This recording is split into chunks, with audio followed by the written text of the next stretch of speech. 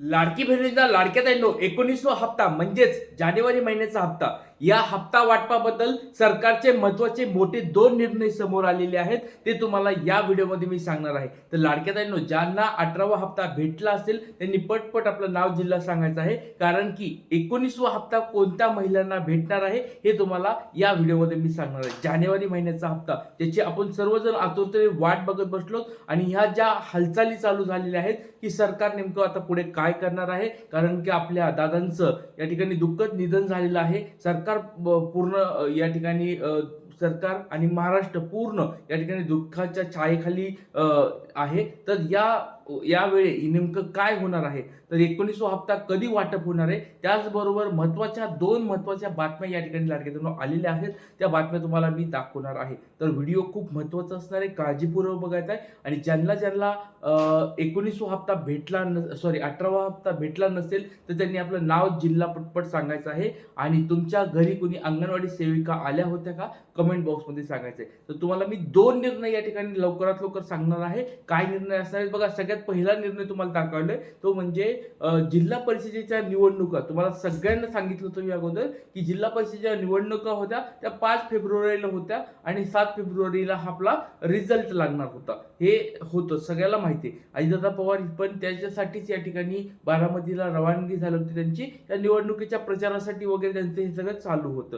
तर त्याच्या संदर्भात लाडक्या ताईंनो एक महत्त्वाची बातमी समोर आली, ती म्हणजे ह्या ज्या निवडणुका आहेत त्या 2 दिवसानंतर पुढे ढकललेल्या आहेत। बघा जास्त असं काही फरक मोठा पडलेला नाहीये, 2 दिवस याच्या ठिकाणी वाढलेले आहेत। म्हणजे एक विचार करा 7 फेब्रुवारीला या ठिकाणी काय होणार आहे तुमचं 7 फेब्रुवारीला तुमचं या ठिकाणी निवडणूक असणार आहे आणि पुढचं जे असणार आहे 7 फेब्रुवारी नंतर 9 फेब्रुवारी या 9 फेब्रुवारीला त्या ठिकाणी काय लागणार आहे रिझल्ट लागणार आहे। म्हणजे 2 दिवसाचा फक्त फरक पडलाय।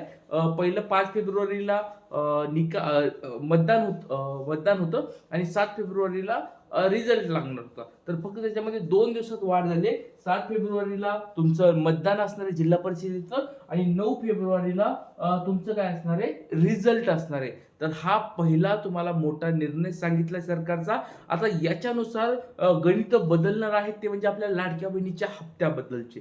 आता सगळ्यात पहिली महत्त्वाची गोष्ट म्हणजे बघा हे दोन्ही पण 10 तारखेच्या अगोदर आहे। 10 तारखेला प्रत्येक महिन्याच्या 10 तारखेच्या अगोदर ही घटना घडली आहे, म्हणून तुमचा जो हप्ता वाटप असेल तो पण तुम्हाला लवकरात 10 फेब्रुवारीच्या अगोदरच तुम्हाला पाहायला मिळणार आहे।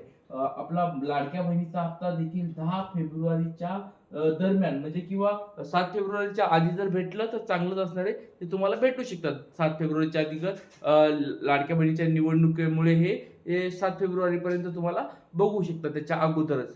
पण 10 फेब्रुवारीपर्यंत तुम्हाला हप्ता वाटप या ठिकाणी होईल, काही काळजी करायची गरज नाही। ही पहिली तुम्हाला बातमी सांगितलेली आहे। आता दुसरी महत्त्वाची बातमी बघा, मी तुम्हाला काय सांगितलं सरकारचे मोठे दोन निर्णय, तर दुसरा निर्णय पण आता तुम्हाला या ठिकाणी व्हिडिओमध्ये मी सांगणार आहे। आता बघा लाडक्या बहिणींनो, तो म्हणजे अगोदर तुम्हाला ती गोष्ट मी डायरेक्ट दाखवतो। दुसरा निर्णय काय आहे, आजची लेटेस्ट बातमी तुमच्या समोर आहे बघा। 30 जानेवारी 2026 म्हणजे आजची ही लेटेस्ट बातमी आहे। बातमी तुम्ही वाचू शकता, काय बातमी आहे अहिल्यानगरवरून ही बातमी आलेली आहे। 1,25,655 लाडक्या बहिणी अडचणीत या ठिकाणी येणार आहेत बघा। प्रत्येक जिल्ह्यानुसार याद्या यायला सुरुवात झालेली आहे। तुमचा जिल्हा मला एकदा कमेंट बॉक्समध्ये सांगायचा आहे, कारण की बघा बऱ्याच जिल्ह्यांच्या याद्या, जसं आपल्या लाडक्या ताईंनी आधी तटकरे मॅडम यांनी सांगितलं होतं की मी स्वतः या ठिकाणी प्रत्येक जिल्ह्याच्या जिल्हाधिकाऱ्यांना या ठिकाणी काय दिलेले आहेत सूचना दिलेल्या आहेत की तुम्ही तुमच्या जिल्ह्यातल्या अंगणवाडी सेविकांना याद्या देऊन फेरपडताळणी करा। म्हणजे ज्या लाडक्या बहिणीची ई-केवायसी चुकली तर त्या लाडक्या बहिणीला हप्ता भेटत नाहीये त्यांची एकदा काय करा, पुन्हा एकदा चौकशी करा। आणि याच्यामध्ये याद्या समोर आल्या बघा, लाखो लाडक्या बहिणी बघा अहिल्यानगरमध्ये, एका अहिल्यानगरमध्ये 1,25,625 म्हणजे सव्वा लाख तर लाडक्या बहिणी फक्त अहिल्यानगर एका जिल्ह्यामधून म्हणजे झाल्यात। म्हणजे आपला जो 22 ते 24 लाखापर्यंत जो आकडा आहे, ज्यांना 17वा 18वा हप्ता भेटला नाहीये, तर त्याच्यामधली ही महत्त्वाची गोष्ट आहे। या जिल्ह्यामध्ये एवढ्या साऱ्या लाडक्या आहेत। तर तुमच्या जिल्ह्यातल्या पण याद्या येणार आहेत लाडक्या बहिणींनो, काही काळजी करायची गरज नाहीये. आणि त्याच्यानुसार त्या ठिकाणी लाडक्या बहिणी आधी कोणत्या अंगणवाडी सेविका तुमच्या घरी येऊन पडताळणी करणार आहेत. तर ही महत्त्वाची एक घडामोड तुम्हाला मी सांगितली लाडक्या बहिणींनो, अहिल्यानगरमध्ये ही बातमी झालेली आहे. दुसरी बातमी तुम्हाला मी सांगितली म्हणजे निवडणुका, जिल्हा परिषदच्या निवडणुका 7 फेब्रुवारी आणि रिझल्ट असणार आहे 9 फेब्रुवारीला. आता तिसरी अजून एक महत्त्वाची अजून एक गोष्ट तुम्हाला सांगतो, कारण की बघा योगायोग पण असा आहे, नियतीचा फेरा पण असा बघा, काय असं भविष्यात होईल हे आपल्याला वाटलं पण नव्हतं. बघा मागचं इलेक्शन होतं महानगरपालिकेचं. महानगरपालिकेच्या इलेक्शनमध्ये 2 हप्ते सरकार एकत्र टाकेल असं बोलत होतं आणि त्यावेळेस मी बातमीत पण दाखवली होती, की 2 हप्त्याचे एकत्र पैसे म्हणजे डिसेंबर महिन्याच्या हप्त्यांचे आणि जानेवारी महिन्याच्या हप्त्याचे पैसे एकत्र काहीतरी 6,700 काहीतरी कोटीच्या मी तुम्हाला ती बातमी दाखवेल नंतर. तर तेवढे पैसे ऑलरेडी त्यांनी मंजुरीसाठी पाठवले होते आणि ते सरकारने म्हणजे आपल्या लाडक्या अजितदादा पवार यांनी ते मंजूर बघा म्हणजे नियत पण कशी असते बघा, की त्यावेळेस त्यांनी ते मंजूर पण केले होते. पण त्यावेळेस असं ठरलं होतं काँग्रेसने काय केलं होतं, की बाबा हे निवडणुका झाल्यानंतर महानगरपालिकेच्या निवडणुका झाल्यानंतर तुम्ही जानेवारीचा हप्ता द्या असं त्यांनी पत्र टाकलं होतं निवडणूक आयोगाला. त्याच्यामुळे फक्त डिसेंबरचा हप्ता भेटला आपल्याला. 13 डिसेंबरला हप्ता भेटला. 13, 14 तारखेला, 15 तारखेला हे 2-3 दिवस हप्ते तुम्हाला वाटप झाले. म्हणजे त्यावेळेस फक्त एकच हप्ता वाटप झाला तो म्हणजे डिसेंबरचा.